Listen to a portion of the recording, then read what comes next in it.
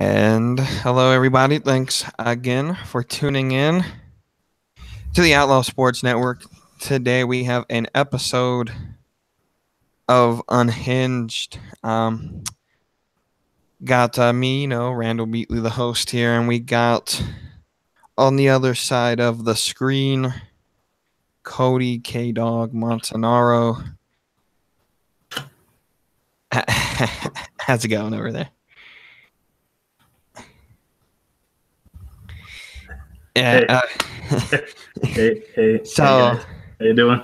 So cool news. Cody is leading a two-part series called Off the Rails, which may grow to more than just these two parts. Part one's already up here on the YouTube channel. Give us a little preview of what we expect to see Friday from part two. Just a quick intro. Ladies and germs, you don't want to miss this Friday's Off the Rails because let me tell you, it gets hashtag off the rails pretty quickly, pretty intensely, pretty vigorously. Use your imagination, if you will, of if you listened to part one last week, and if you didn't, fuck you. If you did, love you.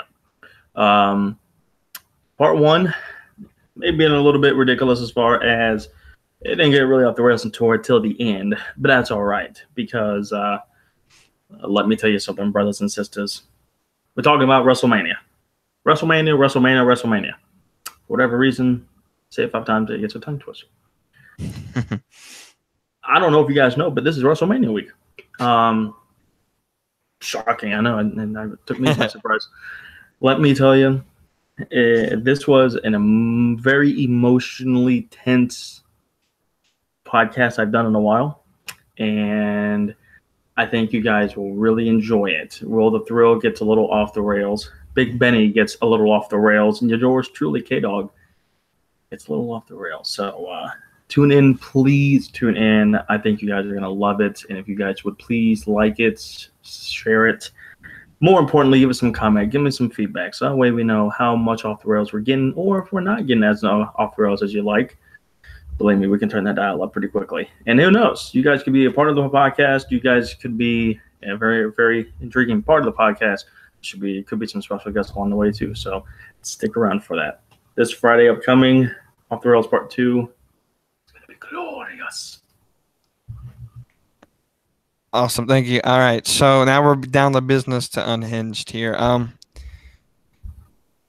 So the first topic, we're gonna talk WrestleMania, but we're not gonna talk matches. I'm assuming you guys did some predictions of the card.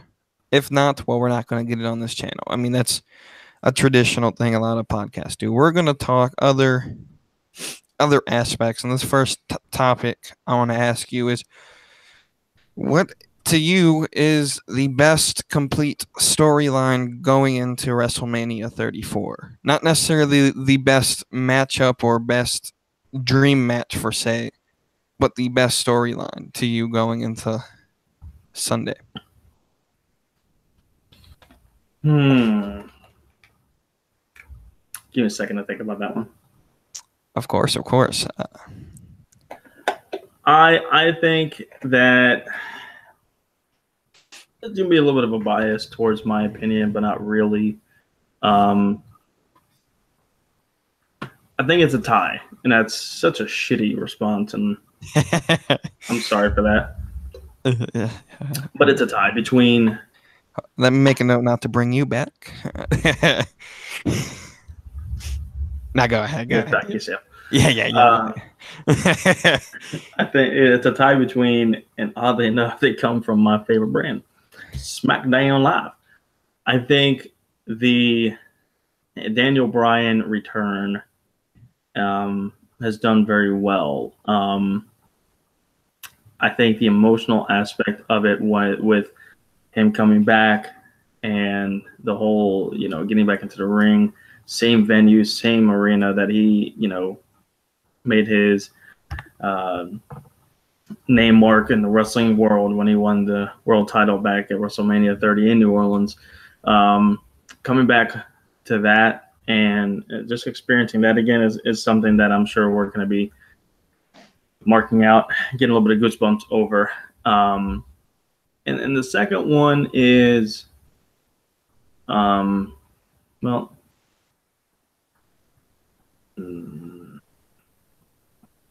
I kind of backtrack my statement. There's still a tie, but there's going to be one from each brand. As much as I want to put AJ and Shinsuke onto it, I love that match simply for the fact of it's two of my opinion the greatest wrestlers in the world today, fighting for the WWE Championship, a rematch of Wrestle Kingdom 11. That's going to be the match of the night, hands down. But the other one that I'm actually going to say has been a really good build up has been Brock and Roman. Going back and watching some of the Raw from 2015, where WrestleMania 31 had their build up between them for the WWE title, was all god awful. I think there was a time where the Raw ended where both of them were fighting for the belts.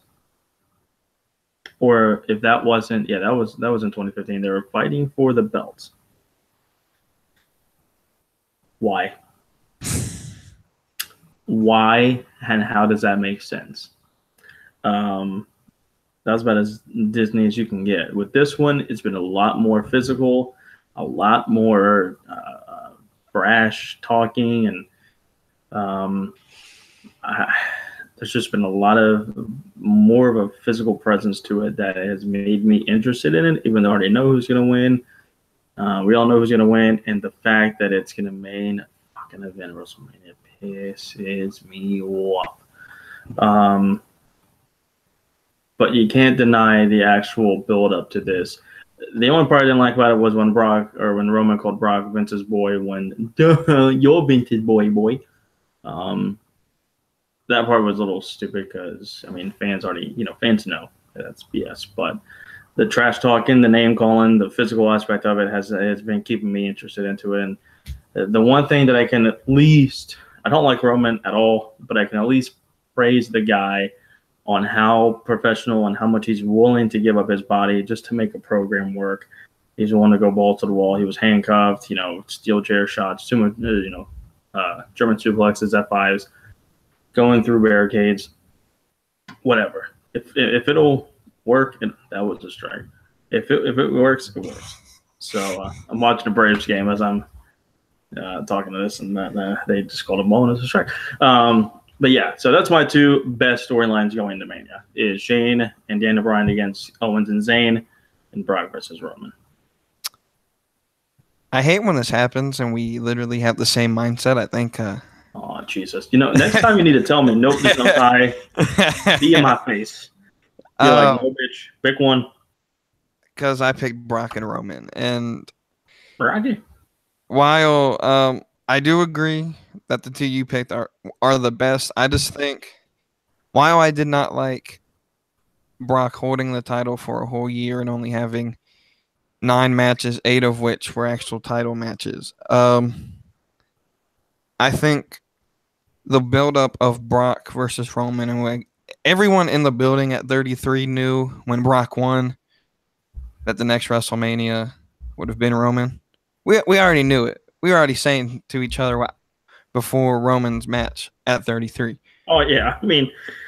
At this point, it's just too predictable to where you can basically say, oh, yep, I already know who's going to main event next year. Roman. And there was a part after, I think, Extreme Rules when Brock still had it after, I think it was, I completely forgot who Brock faced at Extreme Rules. I was actually surprised he was at Extreme Rules this past year. It was either Strowman, Joe. Yeah, it was Joe. And there was predictions about, okay, these are the top 5 players, and each are going to get their shot, and Roman would be WrestleMania, which almost lined up, but Seth got into a program for the IC title instead. We'll talk about that later. But I think just the buildup of them building Brock as this monster again after losing to Goldberg in the most ridiculous fashion ever. He had to be rebuilt as a monster, and so you take out Joe, you take out Braun Strowman, and then really your next competitor is Roman Reigns, who was the only other guy to beat The Undertaker. which is basically the sort of program they're running. Both guys facing the Undertaker in the building, the Undertaker's tree. Anyway, that whole part of the story that I don't like. But the whole storyline of Brock sort of, being built as this monster, tearing apart Roman. If anyone has watched WWE long enough, you know the guy in the build up who gets beat up a lot. Most likely is going to win the actual match at the pay per view. Yes. Or if they win on the send off show, like a battle royal or something, they're not winning the actual match. Sorry to ruin that for you guys, but speaking of battle royals, this is just off the cuff real quick. Yeah, you can't say off the rails. Yeah, you're right. But off the cuff real quick, just a random topic I just thought of that's really been bugging me all day. Why in the hell did Jinder Mahal, who lost the battle royal last year, get this big ass push when the winner of the fucking battle royal had no push whatsoever? Like, Mojo Rawley had nothing out of that push. Baron Corbin had nothing out of his push after winning it. Cesaro had nothing. What's the point of this match? It fills time and gives false hope. I mean, you're right, but that's about it. It gives the guys who don't have a spot on the card to have a spot on the card. Basically. I've read through that, the WrestleMania. And can someone tell me what I think will be the best ever Cruiserweight Championship match ever in the history of the Cruiserweights? Why is it on a pre-show?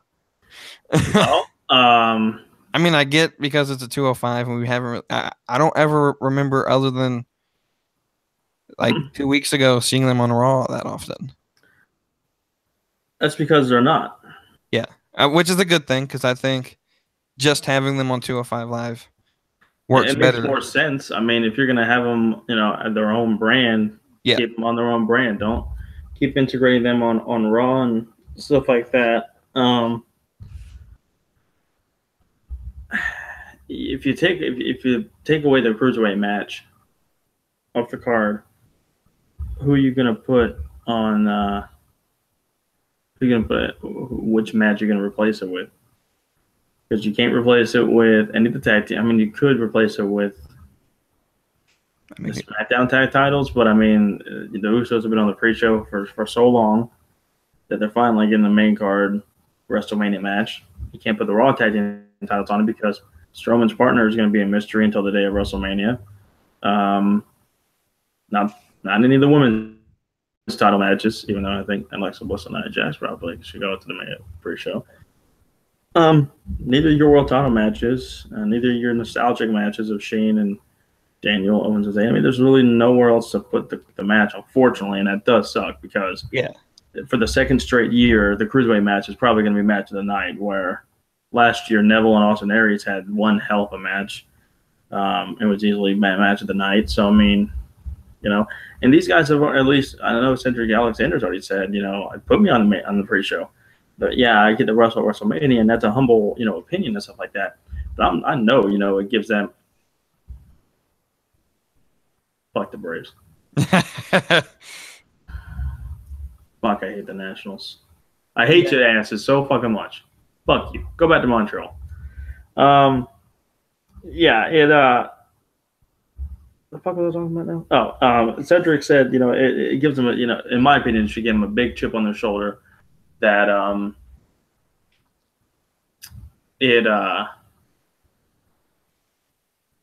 hey, we're on the pre-show. All right, we'll be on the pre-show. You're gonna put us there next year, which 2 straight years it's happened. But I mean, that's something you can always look at it. So also, all right. So now we get back on track with the actual plan. So 5 minutes, SmackDown Live starts. It ends at 10 o'clock. If Cena appears, I don't think he will, but it's Cena. He can do whatever he wants. And calls out The Undertaker again. And Taker doesn't show up. There were more rumors towards Taker showing up yesterday than today, so I don't think it's going to happen. But the rumors now are that Taker doesn't accept the match until the show actually starts, which has caused a lot of mixed feelings. So my question is, one, how do you feel about that idea of Taker sort of not answering the call to the actual event?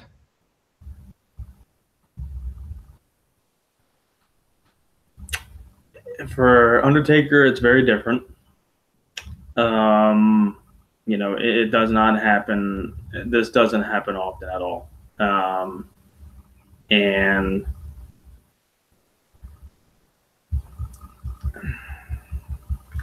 I mean, how else are you really going to build him up?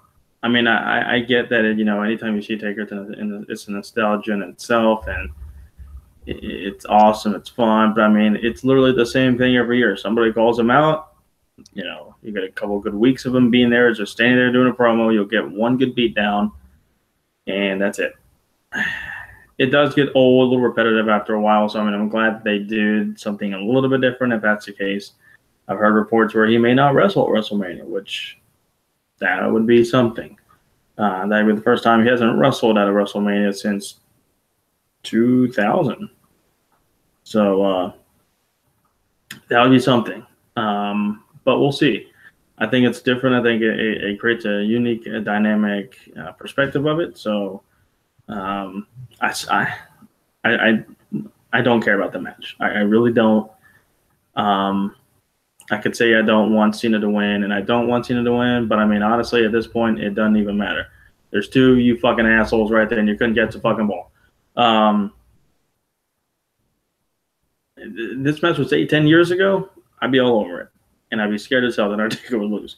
But I mean, at least I'd be really interested in this match. With this build-up, it's like, I mean, Cena is obviously a legitimate guy, and Taker is a legitimate guy, but at this stage in their careers, it's just a throw-together match that is a nostalgia match, which is fine. It's just, I don't know. I mean, I felt the same way about Sting and Triple H in 2015. I mean, I was really excited about it just because of the fact that my favorite wrestler got to perform at a WrestleMania, but at the same time, it's like, yeah, this was like 5-6 years ago. I still feel better about it. But I mean, it's different. I mean, I guess that's all you can really look at it for. I agree to the point that I don't necessarily care for the match. I think if the streak was still intact and Taker was more of a legitimate threat, because he lost to Roman, which Roman has beaten Cena before, so really means nothing, and then he's lost to Brock. Taker's mystique isn't there anymore. Where the fuck was that bitch at? We'll just try. Yeah. Yeah. Okay. Yeah. You're gonna be quiet. No, I'm joking. I'll mute myself so I don't interrupt you. Yeah. Taker is definitely, I don't think, needed on the card. I think as someone who felt that he would still come back because the retirement wasn't official, I'm more leaning towards I think it's over. I think ultimately if Taker's happy with his career being over, I'm happy with it. If he still wants to go, let him go. But I don't think his match is needed, and I don't really think there's space on the card for another match to be thrown in there with how deep the card already is.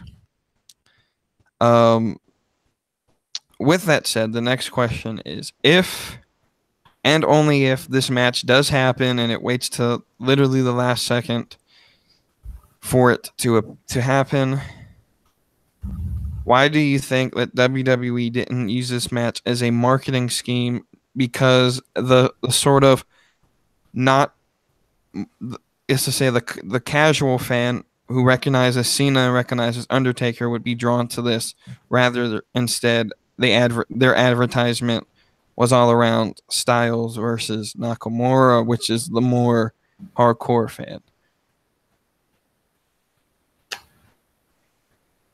I heard the last part of that. What was the main question? Was it a marketing question about Cena and Taker? Yes. So the question was, if the match happens, if Cena versus Taker happens, right? Why do you think WWE didn't use this match as their main marketing pitch? Because the two figures involved are more known by the casual fan, more recognizable by everyday people, other than Styles and Nakamura, which are more indie hardcore fans? Well, I mean, at this point, with the era of wrestling the way it is, I mean, I think there's more people that the indie hardcore quote unquote fan. I think there's almost more of them than a casual fan now, to where the casual fan would have been like 10, 12, 10, 8 to 10 years ago, where it would be fine. However, yeah, that's a good question. I don't know if I really have a good enough answer for that. I mean, these are two of arguably the biggest names in the company in ever.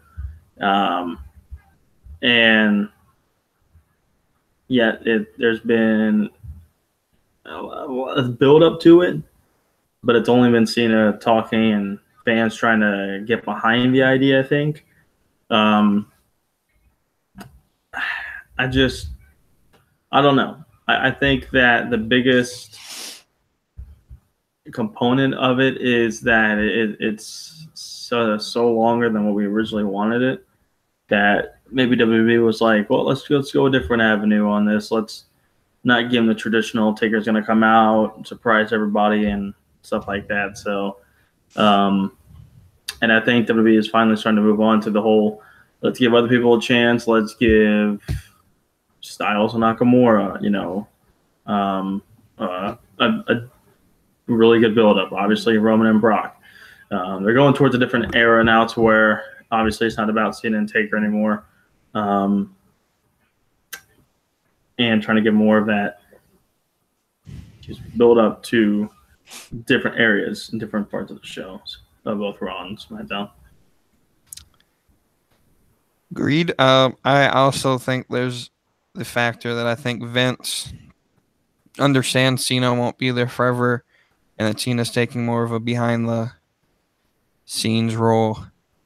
So I think he wants to give his actual everyday stars, I think, the big push. And of course, you're gonna have the fans who want the AJ Nakamura match, who have always wanted it. And so, I mean, it's still marketable. I still think AJ Styles is a big enough name for the casual fan to recognize.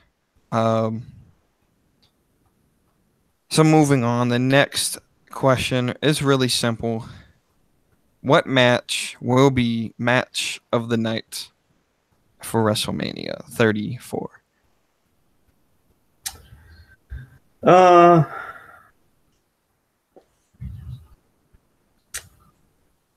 Definitely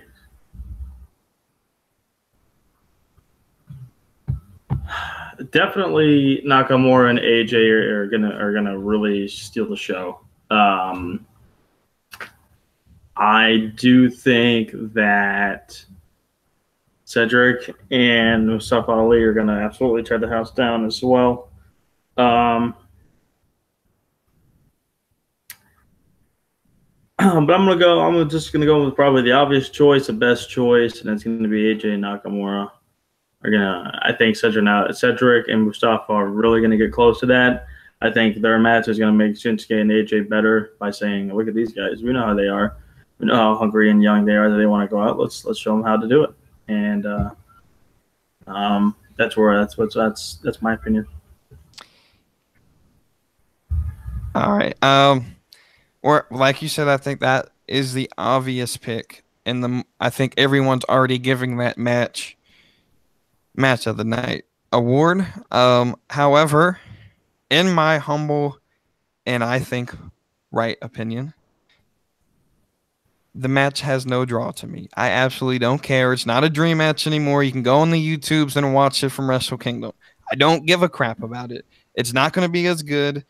We've had dream matches before from other people who and they just don't. When they happen again on a big scene like WWE, the fans are going to complain either way. It can win match of the night. It can tear the house down. Fans are still going to find a reason to complain. So therefore, I think the match of the night, in my honest opinion, will be the Intercontinental title match. Finn Seth and Miz are arguably, I think, the best talent on Raw. Wrestling wise, I think Braun and Elias, because of just the gimmick and the character, are their biggest draws.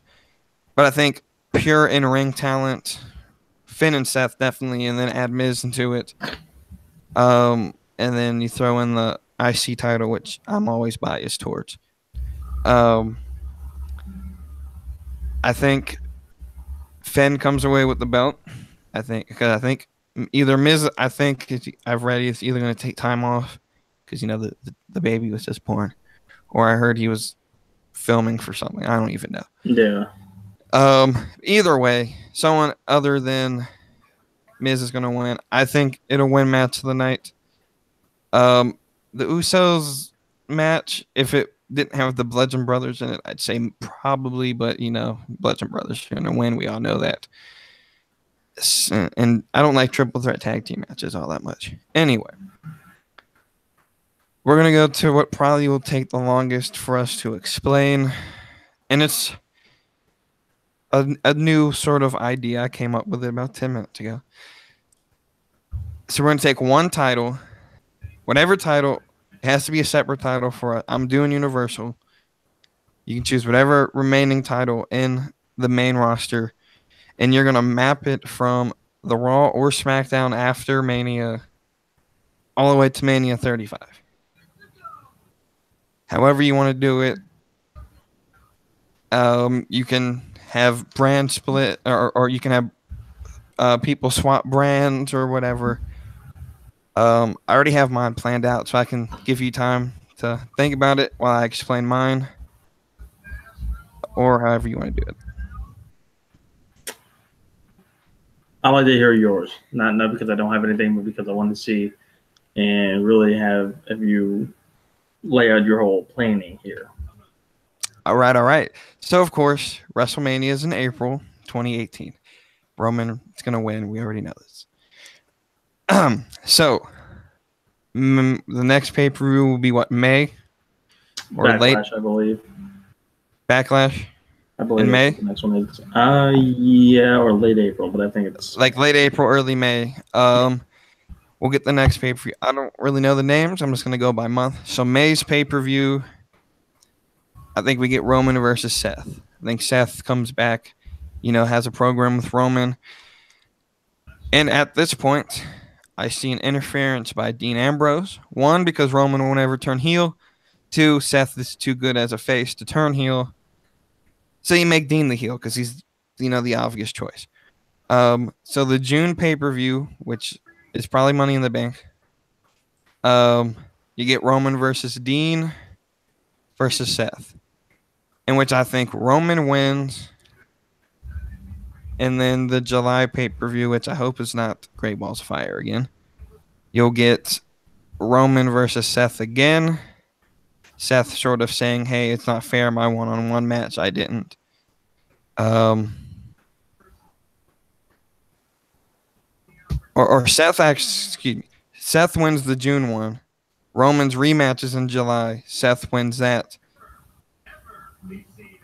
August, which is SummerSlam, you'll get Seth versus Finn Balor, which I hope it doesn't end the same way the first time they met at SummerSlam for the Universal title. And then Seth wins that one. Finn asks for a rematch, saying, hey, I want another chance in September. And I say we'll do a Superstar Shakeup after SummerSlam. It's when the next predicted one after Mania will be, in which the September match will end in disqualification from an interference by the one and only, I think Cody knows where this is headed, the one and only AJ Styles on the red brand, because, it has to happen eventually. So October's pay-per-view, you'll have Finn versus AJ versus Seth. Seth being the champion at the time. And I think Finn wins. Seth gets his rematch in November, wins the title back. So that in December, you'll have Seth versus AJ.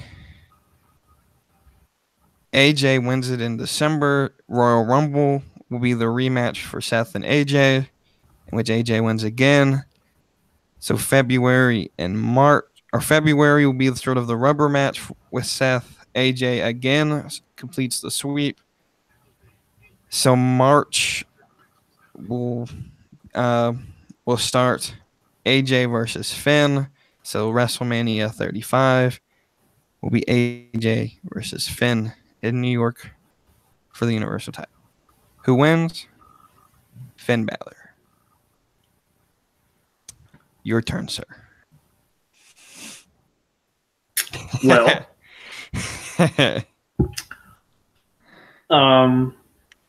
thanks for kind of stealing my idea there. I was going to pick Finn and have him face AJ, but well, that's kind of off the table now. I mean, you can pick whoever. I mean, because Finn. No, that's just stupid. That's just stupid. I swear, if that happens, match by match, WWE's listening to this podcast, and if they are, I want money. we're hireable. We want to work for you. Let us see.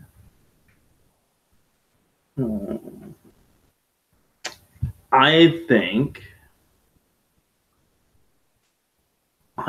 this. I think I'm going to choose the SmackDown brand. Okay. And I'm going to choose the WWE Championship. So you have AJ versus Shin this Sunday at WrestleMania.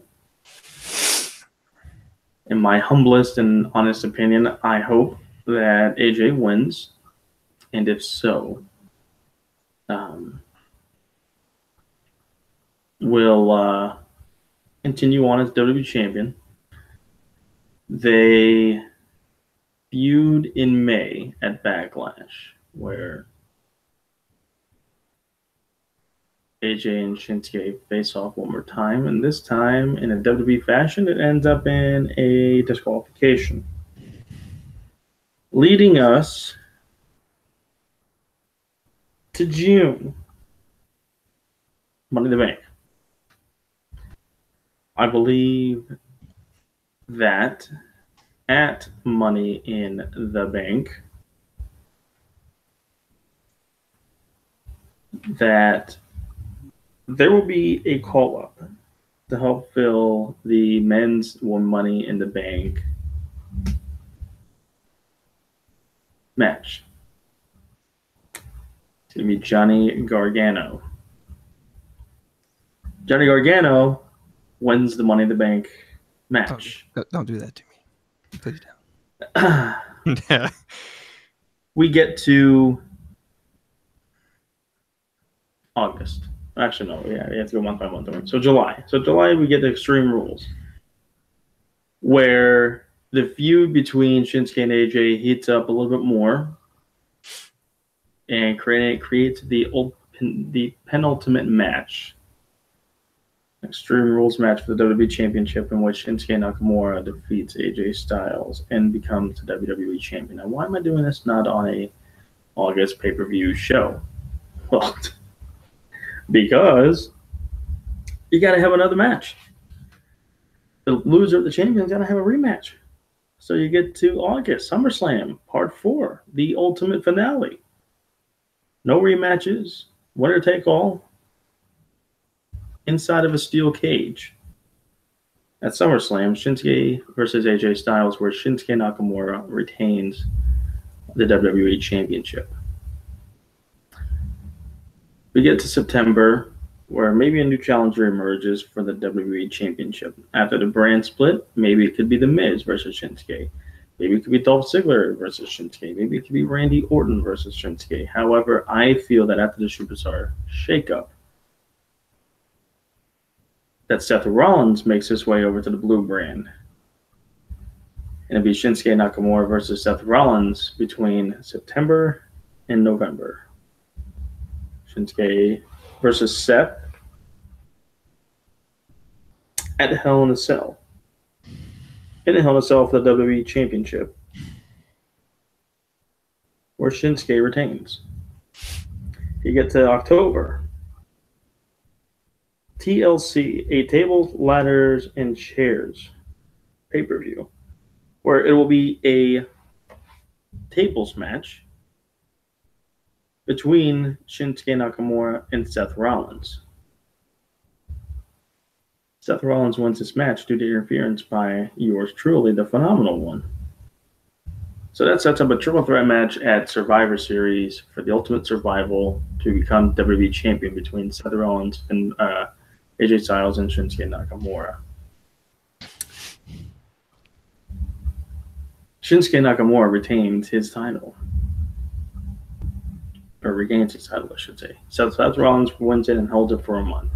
We get to December where it's Clash of Champions, WWE Championship match. Seth Rollins versus Shinsuke Nakamura. Shinsuke retains the title. We get to January at the Royal Rumble match,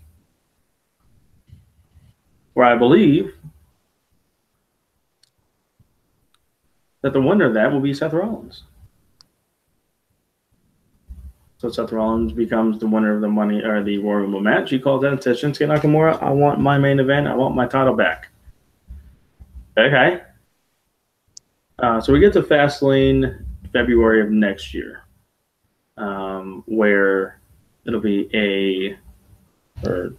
maybe Hell in a Cell. It depends on what they want to do.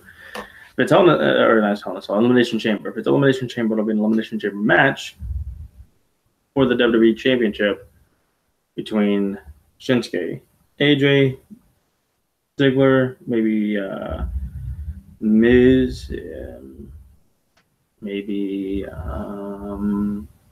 Baron Corbin, maybe Braun Strowman makes his way back over there. Who knows? Either way, Shinsuke Nakamura retains, and he goes on to WrestleMania to face Seth Rollins again for the WWE Championship. However, it's going to be a little bit different. I've got this name quiet since June because unlike where most Money in the Banks, just about everyone in the bank, they're going to do these in the middle of the match, surprise them, do this, do that. We're going to have Johnny Gargano on an episode of SmackDown say, you know what? I want to infiltrate myself into the main event of WrestleMania. I've deserved this spot for a long time. He said, you know what? I want to be in there. I will cash in and I will let them know I want to be a part of this main event match between those two at WrestleMania for a triple threat match for the WWE Championship. The GMs look at each other and they say, you know what? He does have a point. He doesn't have the Money in the Bank contract. He can cash in whenever he wants to. And if it's his choice to announce that and to give the guys a little more extra time to prepare for both of them, by all means, go ahead. So at WrestleMania 35 in New York/New Jersey. Triple threat match for the WWE Championship. Johnny Gargano, Seth Rollins, Shinsuke Nakamura. And everybody on the SmackDown Live roster just belittles Johnny. Calls him a pipsqueak, a pipe man, a little small dude in a big man's world. Thinks he's going to cash it in. Trying to be a new Rey Mysterio type dude. The Underdog. The Daniel Bryan Part 2. And the Boy Wonder comes away with a shocking win at WrestleMania 35 by pinning none other than Shinsuke Nakamura and becoming the brand new WWE Champion. And that's that. And ladies and gentlemen, this is why we should be hired by Creative. All right. We hope you guys liked this episode of Unhinged. I hope you can hear me now. We hope you guys liked it. Again, tune in Friday for part 2 of Off the Rails. I'm sure it's going to be an interesting episode to listen to. I might actually have to listen to the whole thing this time. No, I'm joking. But until next time. Oh, in the works for all you NHL fans out there. Trying to pick a date before the playoffs start, which is next Wednesday, the 11th. So it'll probably be Monday or Tuesday next week. Do a live Unhinged on the NHL. Say what? Anyway, the NHL playoff prediction show on OSN sometime next week before the Stay tuned to playoffs start. Facebook for that. Yeah. Stay And tuned. everything. It'll be me, Cody, my brother James, and Big Benny. old Ben, Old North Strong. Big Benny. old North Strong Ben Bolt. I already got some questions planned out for that. It's gonna be really interesting. So That may yeah, get unhinged. I may I'm get gonna make it unhinged. triggered off of that show. I'm gonna need to bring up beer just in case for that. Yeah. Um. And also, I'm gonna announce now to Zaxby's it's playoff time. I gotta grow the beard out. Because the last time we were in the playoffs, I didn't have a beard. We got swept. So. It doesn't matter if I grow my beard out or no. We still fucking lose, so it don't matter to me at this point. So. I'll try shaving everything: my nut hair, my facial hair, my real hair, my armpit hair. Grow it out; it don't matter. It still doesn't work. All right, thanks, ladies and gentlemen, again for watching Unhinged here on the Outlaw Sports Network. Until next time, I'm Randall Beatley. That is Cody Montanaro, and we are signing